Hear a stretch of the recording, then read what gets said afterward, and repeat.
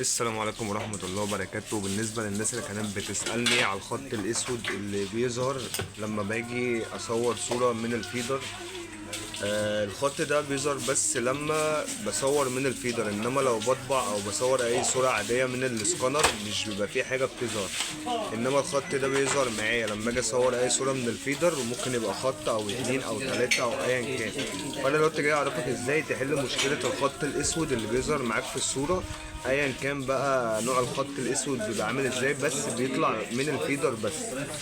بعد ما بتفتح في اي مكنه كيوسيرا بتلاقي المرايه، لو جيت بصيت على المرايه هنا هتلاقي نقطه كولوريكتور بتحصل ساعات بسبب مثلا ان انت بتحط ورق فيه كولوريكتور او حاجه. طب احنا هنحل المشكله دي ازاي؟ هنجيب كونه ونبلها ونبدا ان احنا نمسح الحاجات الموجوده كويس على الازازه بتاعت الاسكانر الرفيعه دي، لان الازازه دي هي اللي بيطلع منها صوره الفيدر. بعد ما بدنا نديها مسحه كده كويسه، هنبدا ان احنا نديها مسحه برضو بكونه ناشفه، بحيث ان لو في اي حاجه على المرايه دي تبدا تنضف. بعد كده هنبدا نجرب تاني ونشوف الصوره بتاعتنا تطلع عامله ازاي. ادي الصوره هي الاصليه، وابدا ان انا اصور في مكنه كيوسيرا 3005 ايا كان نوع المكنه.